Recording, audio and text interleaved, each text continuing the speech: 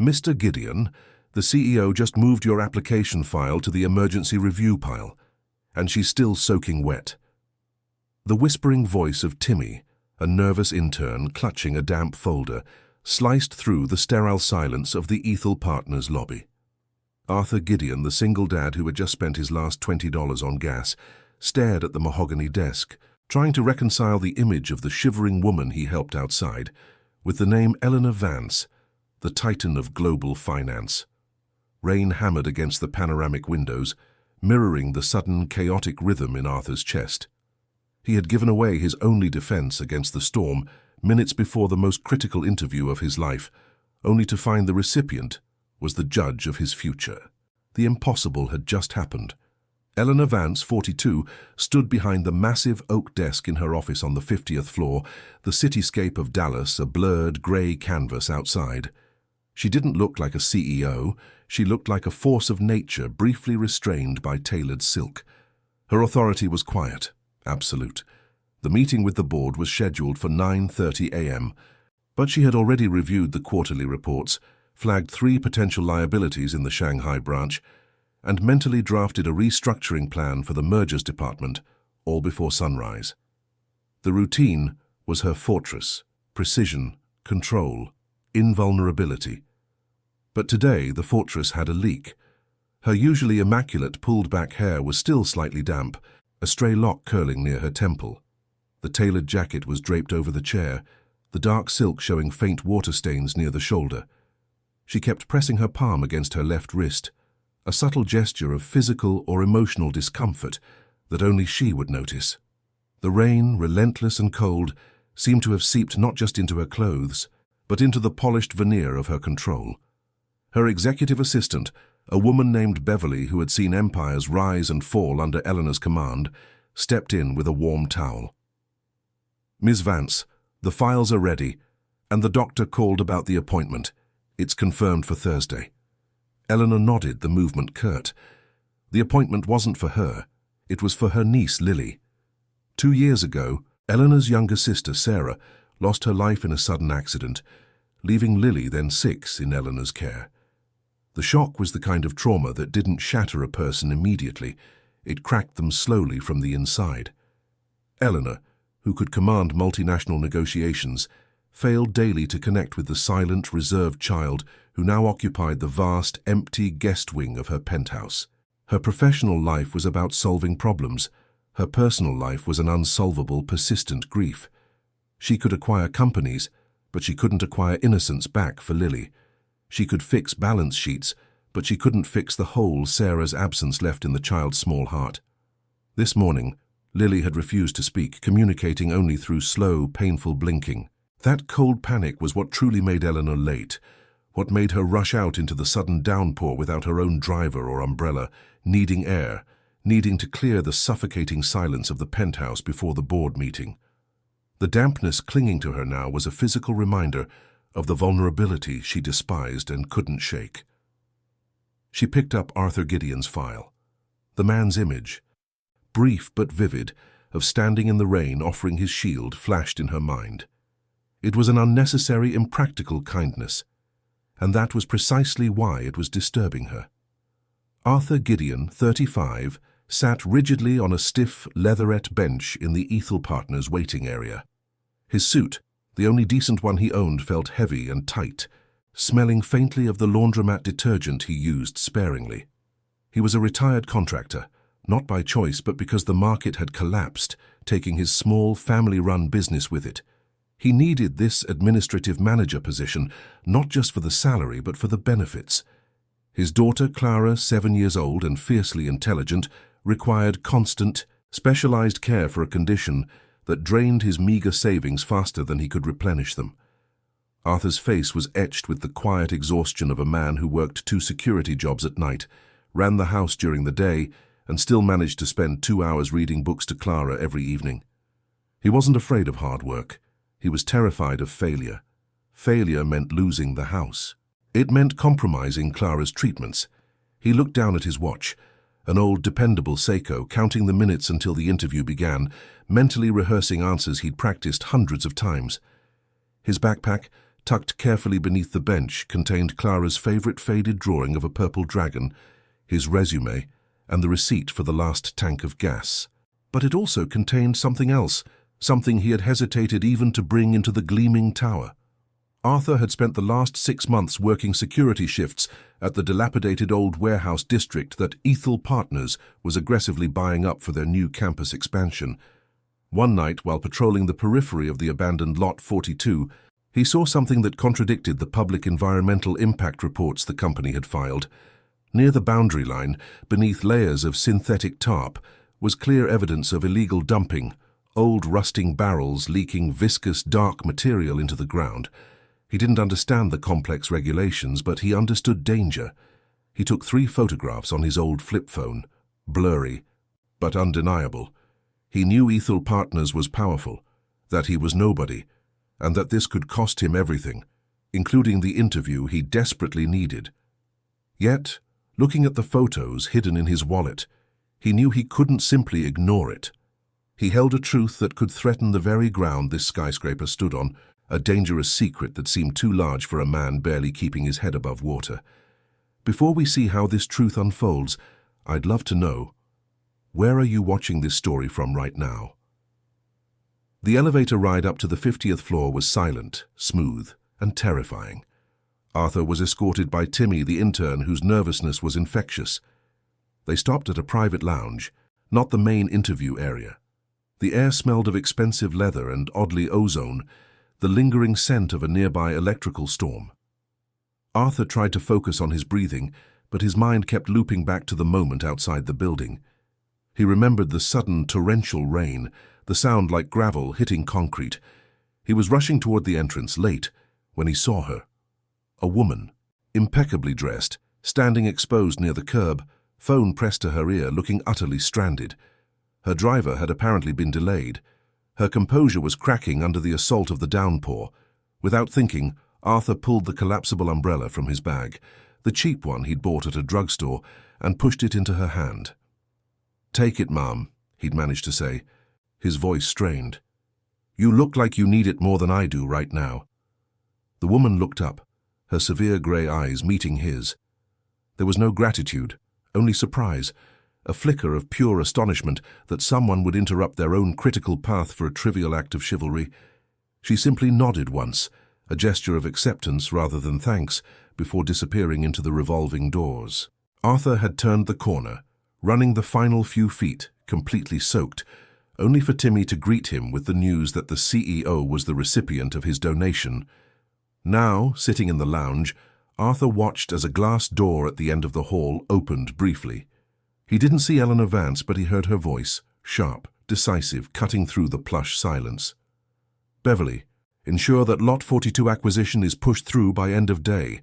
I don't want any loose ends before the press conference." Arthur froze. Lot 42. The name echoed the location of the illegal dumping he had photographed. The CEO was not just unaware. She was actively trying to finalize the deal covering the precise area of the violation. The urgency in her tone suggested an imminent cover-up, even if she didn't know the exact reason for the urgency. He adjusted his tie, the damp suit sticking uncomfortably to his skin. He realized the umbrella wasn't just a lost item. It was a physical link, an unexpected point of contact that suddenly made the high-stakes game deeply personal. He was here for a job, but now he was also carrying a time bomb related to the very foundation of her next major project. The sheer weight of the conflict, his need versus his conscience, started to press in on him. He knew that the powerful, the privileged, often overlooked details at ground level, but this detail was dangerous, and he was the only one who had seen it clearly. The interview panel consisted of 2 vice presidents, and unexpectedly Eleanor Vance herself, seated prominently at the head of the long table. The atmosphere was less an interview and more an interrogation, probing, demanding, testing for weakness. Arthur answered every question about fiscal planning and personnel management with practiced competence, his exhaustion momentarily masked by adrenaline. Eleanor, however, wasn't looking at his resume.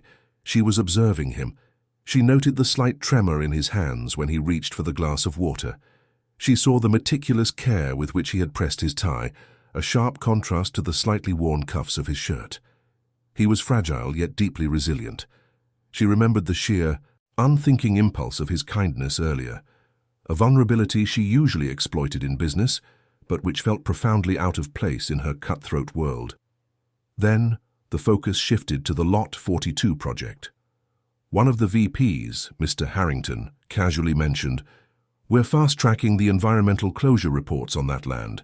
It's imperative we start construction by Q3. Arthur felt his heart rate spike. He managed to keep his posture steady, but his gaze drifted toward the floor plan projected onto the wall, a massive architectural rendering of the future campus. He saw the marked boundary lines, including the corner where he had taken the photos. Eleanor, sensing his momentary lapse, leaned forward. "Mr. Gideon, is there any reason you look concerned about the Lot 42 acquisition?" He hesitated. This was the moment.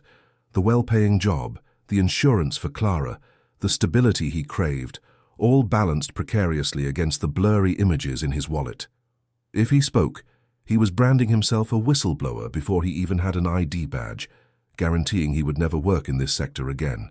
If he stayed silent, he was allowing a potential toxic hazard to be paved over, endangering not just the environment, but the people who would eventually work there, including possibly himself. He swallowed hard. "I was just observing the topography, Ms. Vance," he said, the lie tasting sour. Then he risked it. He pointed vaguely at the corner of the map. "I noticed the report indicates the soil composition there is standard industrial fill, but visually, in that specific quadrant, I recall seeing unusually high soil disruption during my brief contract work nearby last month. It just seemed inconsistent with a clean site." The two VPs exchanged annoyed glances. Harrington dismissed it instantly. "Nonsense, Gideon. The due diligence was extensive." But Eleanor didn't dismiss it. She looked directly at Arthur, her eyes narrowing slightly, searching for the motivation behind the subtle contradiction. A man fighting for a job rarely offered unsolicited critical information that could halt a multi-million-dollar deal. She recognized the look in his eyes, not malice but the desperate conflict of a decent man. She saw the rain-soaked chivalry outside reflected in this small technical objection. The signal was clear to her, even if she couldn't yet articulate the danger. Arthur Gideon knew something inconvenient about Lot 42. The interview concluded abruptly after Arthur's comment. Harrington rushed him out with a cold handshake, clearly irritated by the delay. As Arthur walked back toward the elevators, the weight of his compromise felt heavier than the suit he wore. He had dropped the hint, but he hadn't committed. He hadn't risked everything. He pressed the down button, ready to descend back to his hard reality. Suddenly, a voice, calm and imperious, stopped him. "Mr. Gideon, wait!" Eleanor Vance stood in the doorway of the executive lounge. She was alone, the vast space amplifying the silence. She held a black, sodden object in her hand, Arthur's cheap umbrella. "You left this," she stated, walking toward him. "A small thing, but important in a storm." She placed it on a nearby console. "Now, about your observation regarding the soil disruption at Lot 42. I want the truth, not the generalized, corporate-approved truth. Your truth." Arthur looked at the umbrella, then at the woman who controlled his future. He saw the genuine, unblinking demand for honesty in her eyes, a demand that ignored the political consequences. He thought of Clara, her fragile future depending on this job. He thought of the toxic material sinking into the earth where children might one day play. The fear was a cold knot. But the thought of his own silence was worse. He took a deep breath. "Ms. Vance, what I saw wasn't just soil disruption. It was unauthorized dumping of industrial waste. I saw at least half a dozen rusted drums leaking what looked like engine sludge, buried under fresh dirt near the boundary line. It was late, but I know what a clean site looks like, and that wasn't it." The silence that followed was dense, complete. Eleanor didn't react with anger or disbelief. Her expression hardened into granite focus. She had asked for the truth, and Arthur had delivered a bomb. "Do you have proof, Mr. Gideon?" she asked, her voice barely above a whisper. Arthur reached into his wallet, pulling out the folded, slightly damp square of paper. He handed her the 3 grainy, poorly lit photos from his old phone. They showed exactly what he described. the exposed leaking barrels half covered by disturbed soil. Eleanor stared at the images. Her jaw tightened. This wasn't just a regulatory hiccup. This was a criminal environmental violation that could cripple her acquisition, destroy the company's reputation, and critically, endanger lives. She looked up at Arthur, seeing the man who gave away his umbrella, the man risking his livelihood, all because he couldn't stand a quiet lie. The dynamic of the conversation had utterly changed. Arthur Gideon was no longer a desperate applicant. He was a reluctant witness. And Eleanor Vance was no longer just the powerful CEO. She was now the recipient of a terrifying responsibility. Eleanor dismissed Arthur with a sharp, immediate command. "Wait in the lounge. Do not speak to anyone." Her usual composure was replaced by a simmering fury. She walked briskly back into her office, shutting the soundproof door with a decisive click. She didn't call the VPs. She didn't call the legal team. She immediately initiated a secure, encrypted video call to her private, external investigative consultant, a woman named Margot based in DC. As the screen connected, Eleanor placed Arthur's grainy photos directly in front of the camera. "Margot, I need eyes on Lot 42 in the old warehouse district within the hour. Discreetly. I want full soil sampling and photography focusing on the area shown here. I need to know who ordered this dumping and when." Her voice was low, vibrating with suppressed anger. "Make sure you confirm if the environmental reports we received were falsified." Her corporate antennae were vibrating wildly. Only one team had exclusive access to the site for pre-construction surveying. The team managed by Mr. Harrington, the VP who had rushed Arthur out. Harrington was a respected veteran, but he was also the leading candidate to replace Eleanor's COO, a position she had subtly blocked him from for months due to a nagging intuition of dishonesty. Now, the intuition was confirmed by sludge. The realization hit her with the force of a physical blow. The lie wasn't external, it was internal. Someone within Ethel Partners, likely Harrington or his direct report, had cut corners, criminally to fast-track the project and inflate their performance metrics, knowing she wouldn't scrutinize the clean environmental reports once the land was officially acquired. They were using her trust and her ambition against her. Eleanor walked to the window, staring out at the rain-streaked city. This violation wasn't just about profit. It was about an absolute disregard for safety.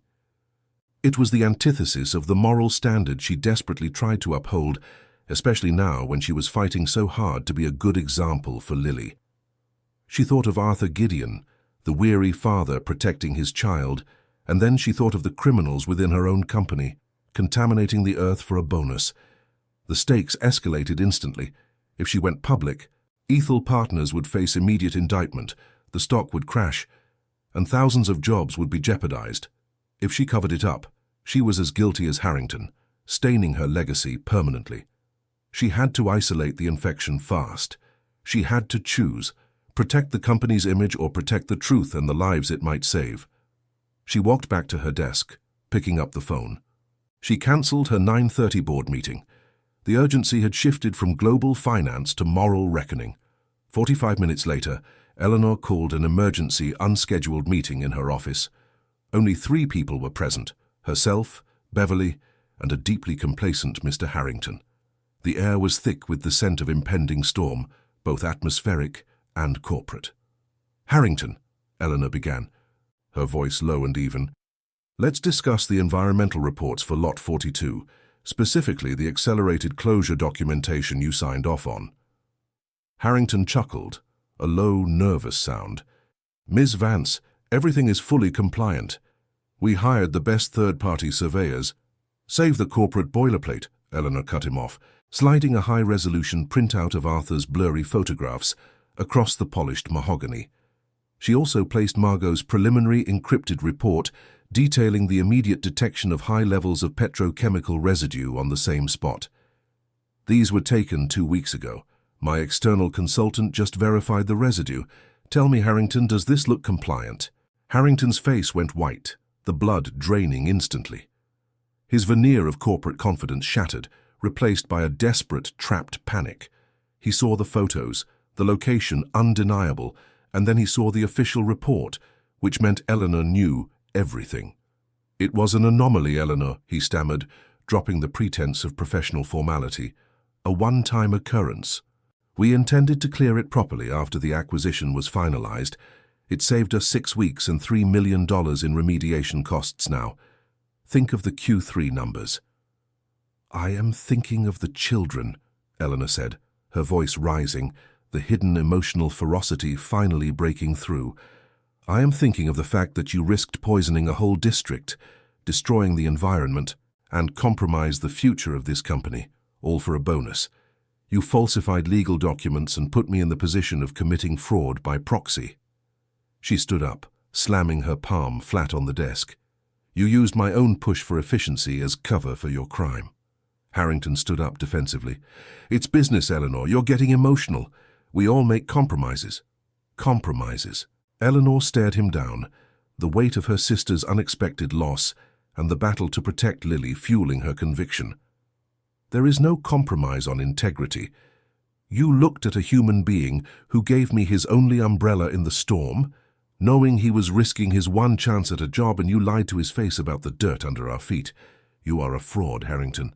You don't understand the cost of truth or the cost of silence." She signaled Beverly, who opened the door. 2 security officers entered. The lie had run its course. The power structure was instantly rearranged, exposed by the simple, inconvenient honesty of a man she had met minutes earlier in the rain. The fallout was immediate and brutal. Harrington was escorted out of the building and, within the hour, arrested on preliminary charges related to corporate fraud and environmental endangerment. The internal investigation, driven ruthlessly by Eleanor, uncovered a network of complicity, leading to the immediate firing and blacklisting of 3 senior project managers. Eleanor, recognizing the imperative of transparency, made the most difficult decision of her career. Before the news could break through external leaks, she hosted a late-night press conference.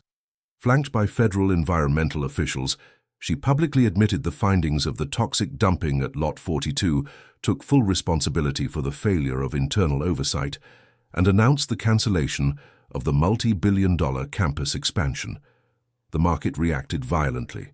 Ethel Partners' stock plunged 30% overnight. The financial media called for Eleanor's resignation, accusing her of negligence and overreacting to minor contamination. The loss of market value was staggering, wiping out years of growth in a single day. The company was facing massive regulatory fines and shareholder lawsuits. Eleanor sat in her office late that night, staring at the ticker tape displaying the red arrows of the crashing stock price. She had lost billions, lost the trust of the board, and likely sacrificed her position as CEO. The price of integrity was everything.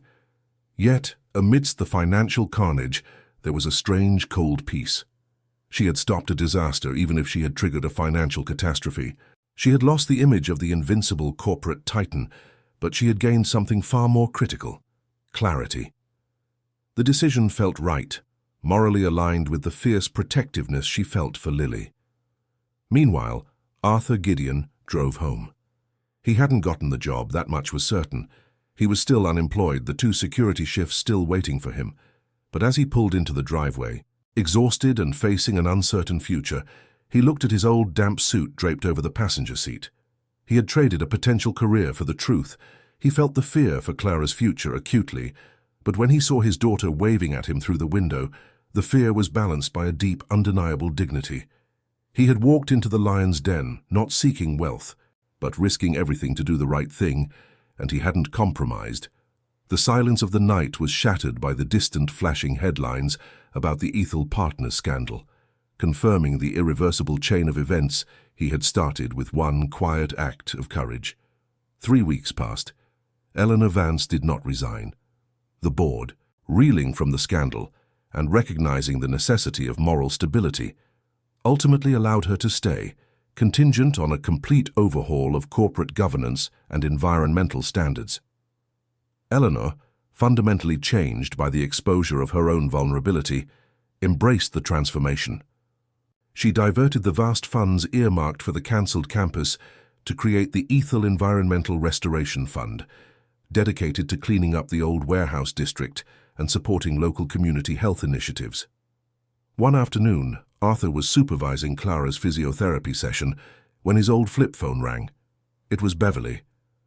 "Mr. Gideon," the assistant said, her tone professional but warm. "Ms. Vance is stepping down from her CEO role next quarter to focus on the fund. She is offering you the position of Chief Administrative Officer of the Ethel Environmental Restoration Fund.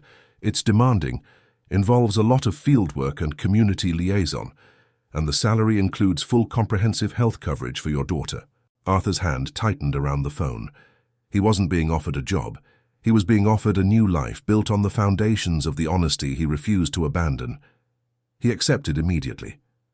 His first day at the fund office was quiet. He didn't work on the 50th floor, but in a ground-level sunlit office coordinating remediation efforts. That evening, as he prepared to leave, Eleanor appeared. She wasn't wearing her power suit, but a simple blazer, her expression softer, less guarded. "Arthur," she said, nodding at his desk, "I wanted to thank you, not for saving the company's soul, but for saving mine. I had forgotten what true risk looks like.